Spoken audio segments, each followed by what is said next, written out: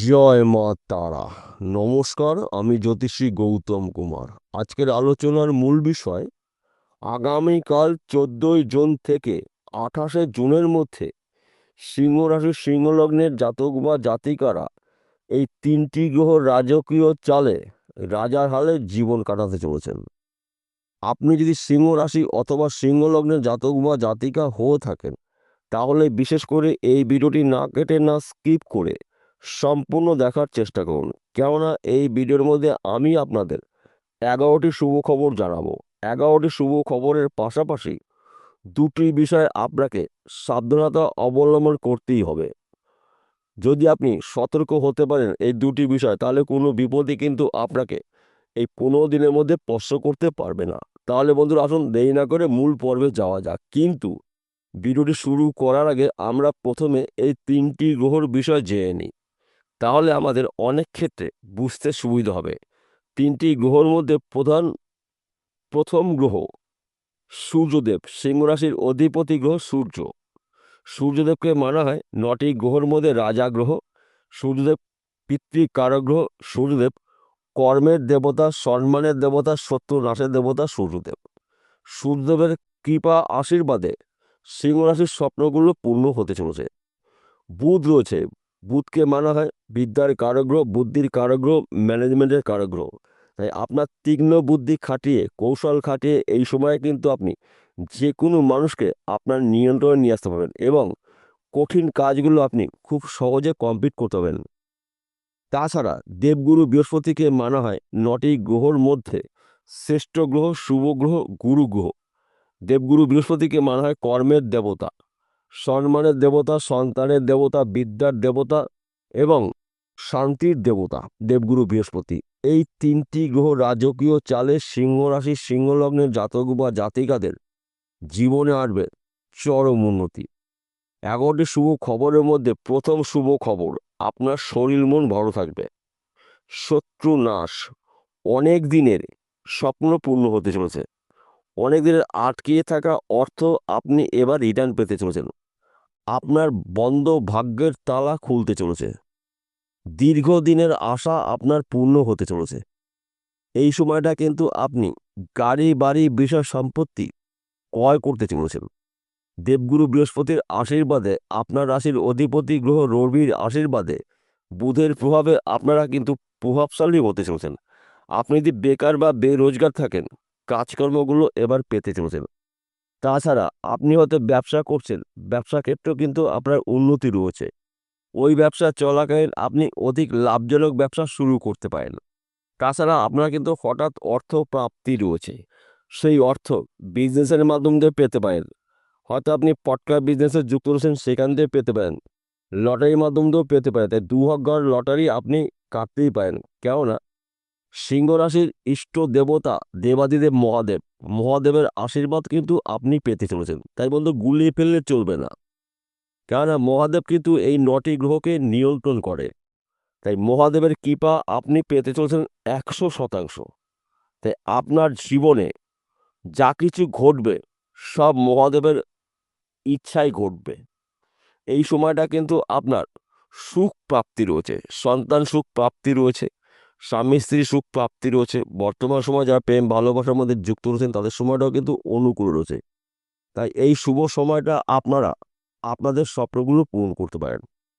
তাছাড়া আপনি যদি চাকরির জন্য চেষ্টা প্রচেষ্টা করেছেন, চাকরি হতে গিয়েও হচ্ছেও না, এই সময়টা একটু চেষ্টা করুন। ধৈর্য হারালে চলবে না এবং চেষ্টা বন্ধ করলে চলবে না।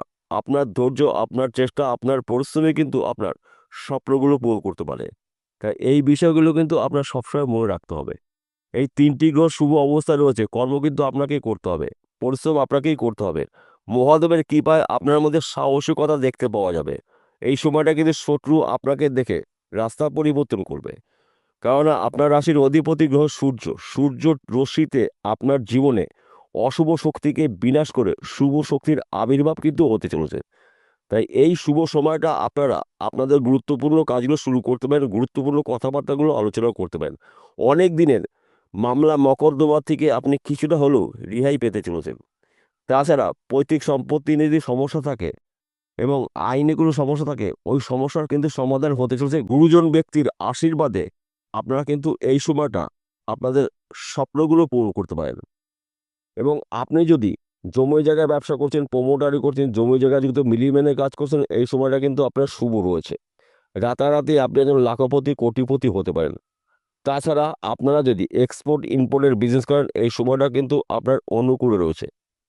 অর্থাৎ এক কথাতে বলা যেতে পারে এই 3টি গ্রহ রাজকীয় চালে এবং সঙ্গে রয়েছে মহাদেবের আশীর্বাদ। আপনারা কিন্তু রাজ করতে চলেছেন।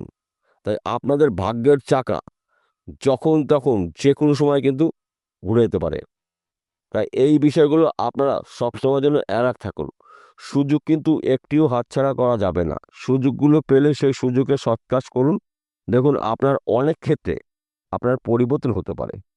তার পাশাপাশি একটি কথা বলছি, দেখুন আজকের আলোচনা কিন্তু সার্বিক রাশিফল, অর্থাৎ সিংহ রাশি সিংহ লগ্নের জাতক বা জাতিকারা পৃথিবীতে লাখ লাখ কোটি কোটি রয়েছে, সবার জন্য কিন্তু একই ফলাফল নাও হতে পারে। কেন এক হবে না?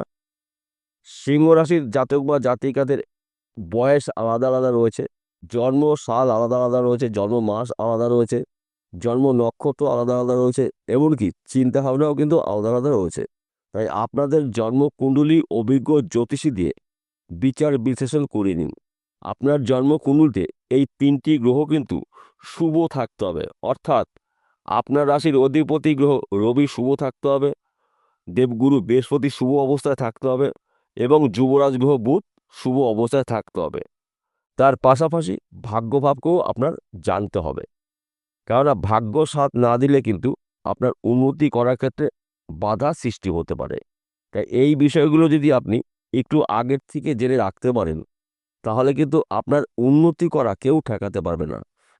এই 3টি গ্রহের মধ্যে যেই গ্রহটা অশুভ অবস্থায় রয়েছে, সেই গ্রহর প্রতিকার প্রতিবিধান করে নিন এবং প্রতি সোমবারে আপনি মহাদেবের বীজ মন্ত্র জপ করুন। আপনার বাড়িতে যদি শিবলিঙ্গ থাকে, বেলপাতা দিয়ে, আকন্দ গাছের ফুল দিয়ে, দুটো ফুল দিয়ে পুজো করুন, আপনার মনস্কামনা জানান। কেননা আপনার ইষ্ট দেবতা কিন্তু দেবাদিদেব মহাদেব। একসঙ্গে 3টি গ্রহর আশীর্বাদ পেতে চলেছেন। মহাদেবের কৃপায় কিন্তু আপনারা আপনাদের অনেক দিনের আশাগুলো পূর্ণ হতে চলছে। যে কোনো আশা হতে পারে ব্যক্তি বিশেষে। এবং প্রতিদিন ঘুমের থেকে উঠে আপনার রাশির শাসক গ্রহ সূর্যর প্রণাম করে আপনার দিন আপনি শুরু করবেন।